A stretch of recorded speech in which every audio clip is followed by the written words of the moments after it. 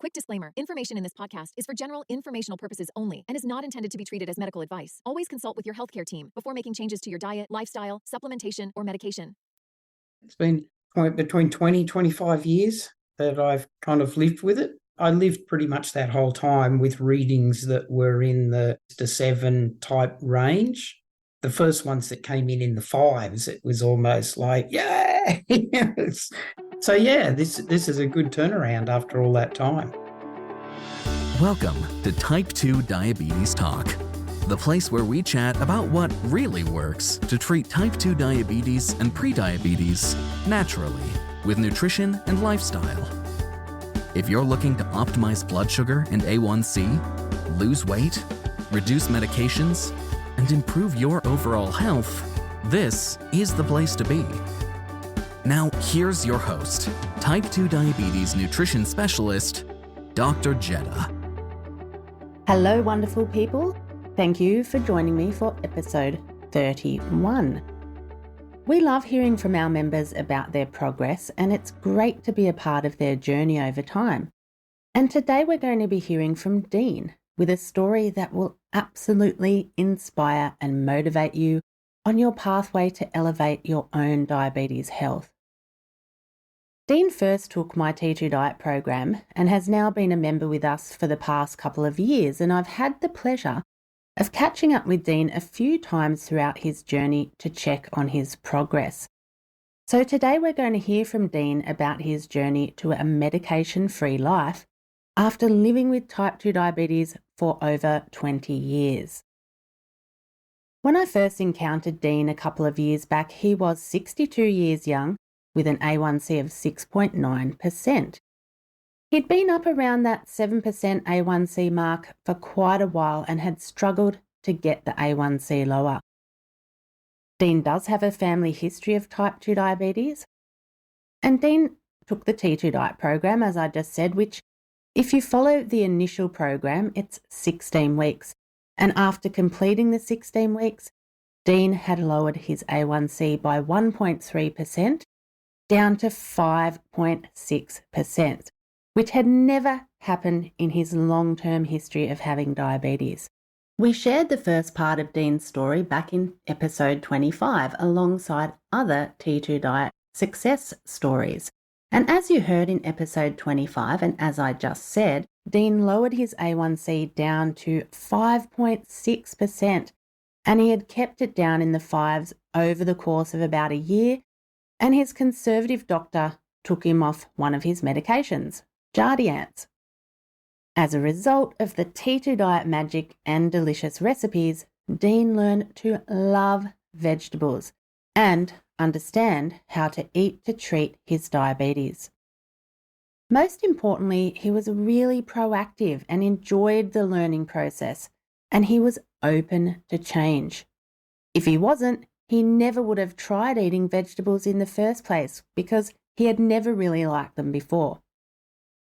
When we're ready to embrace health, having a positive attitude and mindset toward what we do is important because it is a journey, so we do have to be prepared for some ups and downs, which leads us to the next part of Dean's story. So let's dive straight in to discover more about Dean's journey over time. So I brought you on today just to chat with you, and I thought it would be just good today to pick up where we left off, I guess, and check in with you. You know, last we left off, you had gone to the doctor those few times and you'd had your A1C travelling really good. It was 5.6, 5.7, 5.8. And then I think, I'm not sure if you had another one after that, like prior to this recent one, which we'll talk about soon. But after, you know, those last ones and you were going back to the doctor, because I know you had stopped the Jardiance and you were almost off that metformin, you were down to that 500 milligram dose. And you were wanting to get off that with the doctor at the next appointment, but I think it all went awry, right? Because your doctor left or something. So do you want to update me a bit on the story that happened from there? Yeah, sure. I mean, basically, there was another test in between because it was 5.9. And yeah, that's where at that point, my doctor said, if we can get the next one to stay 6 or below, then we'll take off the last of the metformin. And that's when, I went to make an appointment back with that doctor 3 months later, and she was gone. So I had to play around to find another doctor. Finally found this local doctor, and yes, we did the latest blood tests, and the HbA1c this time had kicked up into mid sixes, 6.5. That's a bit of a mystery to me, because I don't really feel like we've broken the diet too much. But perhaps there's been a little bit more of, we've been out and about and we've needed to grab something to eat, and maybe that thing was enough outside the diet to push it along a little bit higher. Yeah. I know you think it could be a bit of a mystery, but also I know, and from what we've been talking about, that you have been under a lot of stress the past few months, which does also impact your blood sugar. So that could certainly be a factor in your case. Yeah, I think you're absolutely right. Certainly has been a lot of stress. So Dean shared some very detailed personal stuff, so I'm jumping in for a small segue here to share the type of stresses and situation Dean found himself in. Dean and his wife had nursed a family member to passing, had gone through some difficulties with a house sale, and Dean, who was meant to be in retirement, then got contracted back to his job for what he thought was only 2 months, but that stretched out to 6 months, and he was under extreme pressure to do an incredible workload within a short time frame. So let's just say there were a lot of stresses and pressures for Dean. So, yeah, you combine a lot of these stressful things, and it has been almost a constant state of stress with not a lot of relaxation in any of that. There's been no downtime and lots of stress time. Yeah, and I think having to go back to work was pretty much the icing on the cake perhaps for you too, because you were still travelling along okay, but you've probably, like you said, had been under so much pressure to get a lot of work done that your self-care that you had there before probably hasn't been as good. Yeah, I think that's probably right, even though we still try to do regular exercises.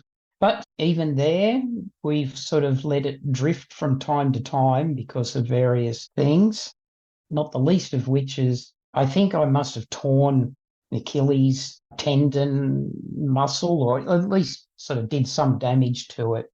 There's been times where I've said, my ankle's hurting too much, let's not go for a walk, and that might stretch on for a week or two, and so we're not doing our normal exercise routine.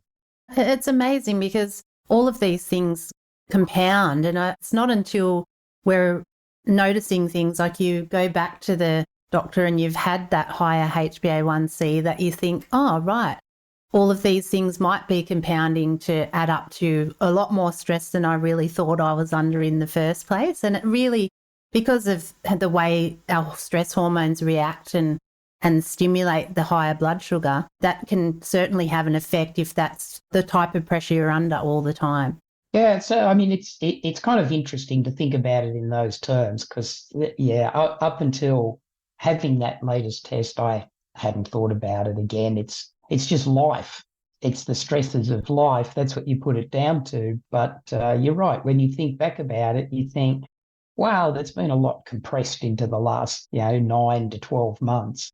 And that's not normal life. It's been a lot more stressful than normal life. So, and I think it's so great, even to hear of these things. And when I contacted you to say, can we catch up again for the podcast? And you said, my HbA1c has gone up. I'm not sure if it's a very compelling story. And I said to you, well, no, it is. And I think it's important for people to hear stuff like this. And that's how I want my podcast to be really real about that stuff, is the real things that happen in life, and not hide those things from people like it's all glossy either, because it helps people to feel better about their situation. If things start to go up again, well, that's okay. Just think about what you can bring in under control and take those proactive steps to bring it back down again. And I think you're going to be fine to get there. Certainly my aim now is to be just a little bit more conscious of what's going on, both with the food side and with these stresses. And we'll see over the next 3 months whether I can drag it back down again. Yeah, well, I certainly have every confidence that you can, because you've just got the tools and the skills to do that as well now so well. Yeah, I'm still pretty confident about it. I mean, I just felt it was so easy to do it in the first place that all I've got to do is put my mind back to it again, and it will happen again. I can't believe that my body has somehow changed within the last 6 months, and suddenly my HbA1c is going to be high forever. Certainly true, and that's very unlikely. Dean will get his A1C down again. But due to lots of pressure and stress over this period, Dean did see a rise in his A1C of 0.5 or 0.6%. Now, this isn't really that much, but it goes to show that life can get in the way of our healthy habits and routines, where we're not as focused on self-care. And then before we know it, we look back and we're realising that multiple factors in our life can have a negative compounding effect on us. This can and does happen. And that's exactly why I wanted to share all parts of Dean's story, because it is inspiring to hear about the realities. There will always be ups and downs in our journey, which is why we always need support. Get proven, practical support to lower blood sugar, weight, and medication. Check out Dr. Jetta's programs and services at type2diabetestalk.com/programs. If you drop the ball, just pick it up again. Be a bit more proactive and do what you can to take small steps forward until you get your momentum again. And that's exactly what Dean did after finding out his A1C had jumped up a little since his last test, where he was maintaining his levels at those 5%. So let's hear from him again with his last incredible update, where his A1C had gone down again and he has now finally got off all medication.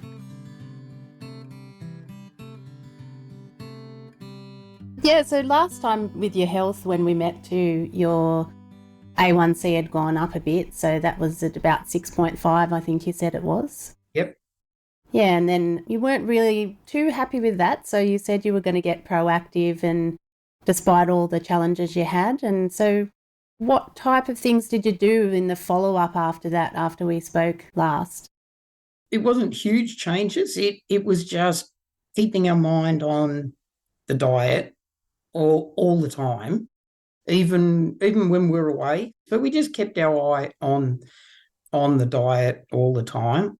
And not that we hadn't before, but, it's so easy when a meal comes with salad and chips to eat the salad and, the chips are there, and you eat half the chips and you think, well, that's good. I still left half behind, but the reality is I shouldn't have eaten the first half in the first place. And it was just keeping our eye on that sort of thing with the diet. And we probably got an opportunity to do a little bit more exercise as well. And that brought it back down to the 6.0. And yes, that was good enough for the doctor to say, okay, let's try it now without medication and we'll see how we go from there. That's fantastic. And so really it just was a refocusing, like just being more mindful about what was going in. And at the time too, I mean, you were working a lot. You had your job that you had retired from was putting you under more stress. It's probably likely for most of us under those circumstances also to get a bit lax. So do you feel like better now that that's kind of gone out of your life as well? Yeah, I think so. I look, honestly, the stress that comes with things like that, you don't realise it, as you say. You sort of retire and you feel like, okay, I'm slipping into this life, but, I can easily jump back into work. And as soon as you do, you don't realise it, how much stress is involved. Even when most of the people I work with, very nice people, so they weren't necessarily causing me stress, but it's just that for months I didn't have these timetables that I had to meet. And now suddenly I'm making commitments to have something done by Thursday. And you got to work hard to get it done by Thursday. And so I think there was a lot of stress, and that taken out made it a lot easier too, I think. Yeah, that's right. It's so interesting, isn't it, that when we're in stress, we just don't realise it often how much of an impact it's having until afterwards when we look at it in hindsight. Yeah, absolutely. Yeah, so that's great. So you got it down from 6.5 to 6.0 now, and off medications. Yep. Hooray. Finally off all medications now. Yep. How exciting. It is. It's good. I'm really pleased with that. That's fantastic. And you've got off all your medications now. And how long have you been living with diabetes, Dean? Yeah, I was in my early 40s. Then I was around 40. So, yeah, it's been between 20, 25 years that I've kind of lived with it. I lived pretty much that whole time with readings that were in the 7 type range. The first ones that came in the 5s, it was almost like, yeah. So, yeah, this is a good turnaround after all that time. I have every confidence now that you have the tools and the skills to maintain it. And as you know, before you kind of went into that stressful time with work and everything, you were maintaining levels, 5.6, 5.7, 5.8. It was only that interim period there that things seem to have gone up. And, stress does affect our blood sugar levels too. So you got to wonder how much of an influence that also really had on the actual numbers. Yeah, absolutely. But it's so good, Dean. That's just awesome. Yeah, I'm really pleased with it. It is, it was so interesting whilst we were away. Everybody asks about these things, and you tell them, oh yeah, look, I'm on this diet, and it really occurred to me how much people just see a diet as a weight loss tool, and that's all they see it as. So they would say to me, oh, you don't look like you need to lose any weight. How much weight are you trying to lose? And I say, I'm not trying to lose any weight. This is for being a diabetic. And then they'll say, oh, so how long until you can get off it again? And so it's funny, just that word diet in everybody's mind conjures up something that is for weight loss and short term rather than a whole lifestyle change. That is so interesting, isn't it? Yeah, that we have a real mentality around that word, but really it's just how we eat every day, and it's for our health and well-being more than anything else. Yeah.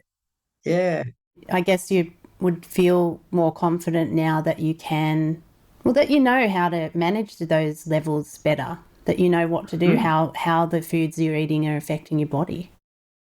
Yeah, absolutely. And I think I've said this to you before, that one of the other very interesting things for me personally was how much, by sticking to the diet and just working through all the different foods that were available, how much some of those foods that I'd never eaten in my life because I didn't like them. I never liked a lot of those vegetables and so on. But your body actually tunes itself to them. And now I quite enjoy all of them. There is nothing that we put on the plate that I go, damn, we got this one tonight. Everything is enjoyable.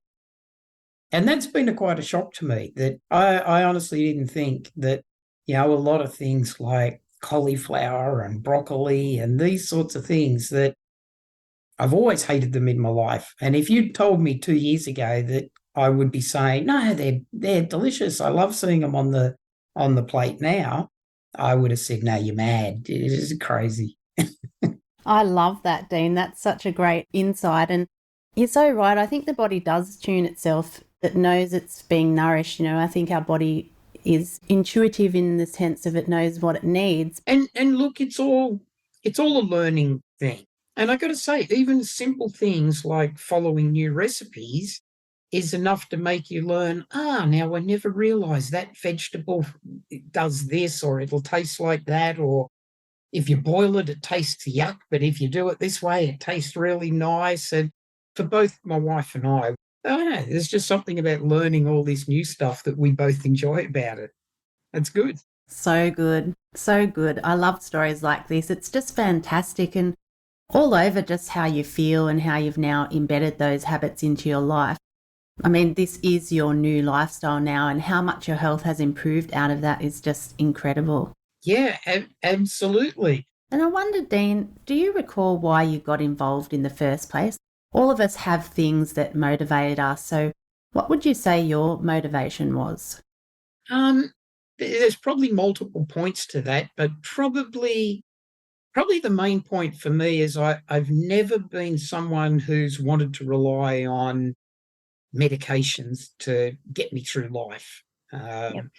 And I probably inherited that from my mum. My mum is 85 now, and she's determined to keep off as many medications as she possibly can. So she looks after herself well to do that.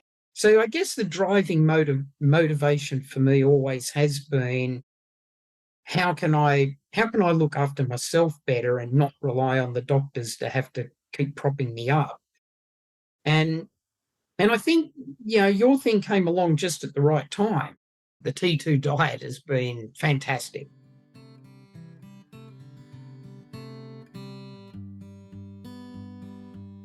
So here's the thing. Yes, Dean did experience a dip in his journey. At some point, that happens to all of us. But Dean didn't give up. He just refocused on his goal and brought his attention back into line with the goal of bringing his A1C back from 6.5 down under 6. And that's the thing, just to notice what's happening and start being more proactive with what you can do. In the 4 months since Dean and I had last spoke, he got his A1C back down to 6, and the doctor finally agreed to take him off all medication, taking him off the metformin. So after living with type 2 diabetes for over 20 years, Dean is now medication-free, which is absolutely fantastic. So Dean has been a member with us for the past couple of years, and he uses our recipes, resources and support on a regular basis, on a daily basis, and that has been a big part of his success. We all need reminders, good resources and support, because it can be very difficult to achieve our goals on our own. And what this whole story tells us is that even after 20 years with diabetes, you can significantly change your health. What we've also learned from this story is that in life, stress happens, or as Dean said, life happens. And sometimes life can overwhelm us without us realising. That can impact the way we take care of ourselves because it disrupts our focus. That happens sometimes, and that's okay. Don't let it lead you completely off the rails, but just use it as inspiration for a bit of a reset.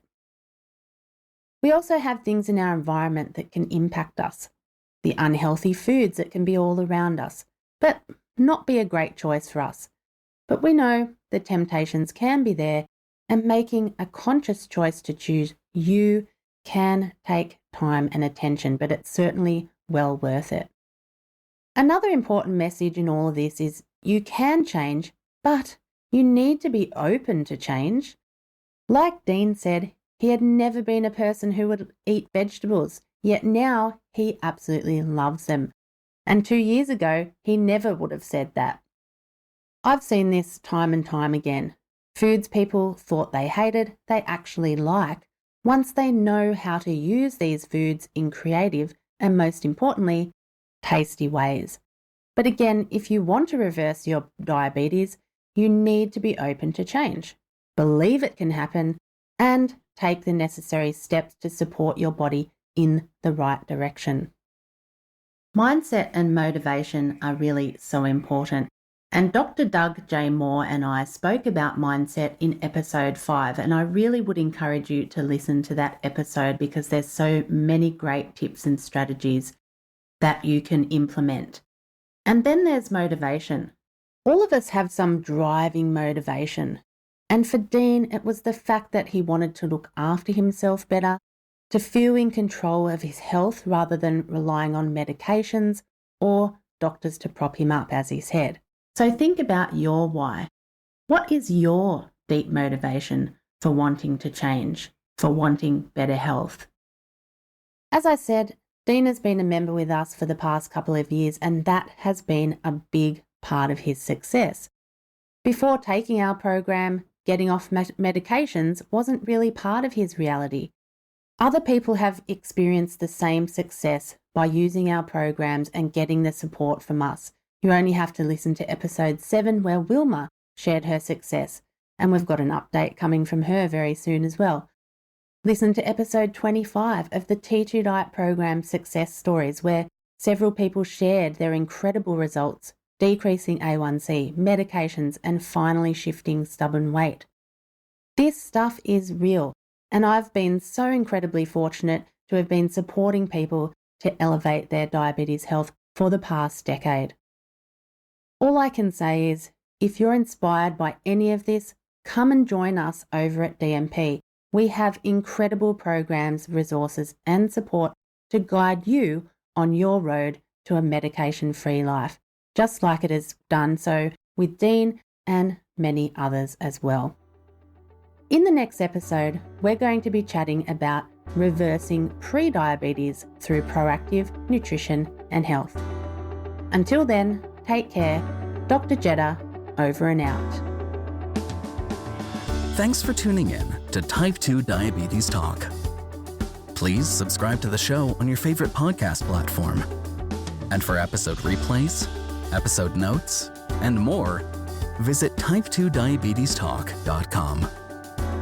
New episodes are available Tuesdays, 10 a.m. U.S. Eastern Time, or your time zone equivalent. Thanks again. We're truly grateful to be a part of your life and help make a real difference.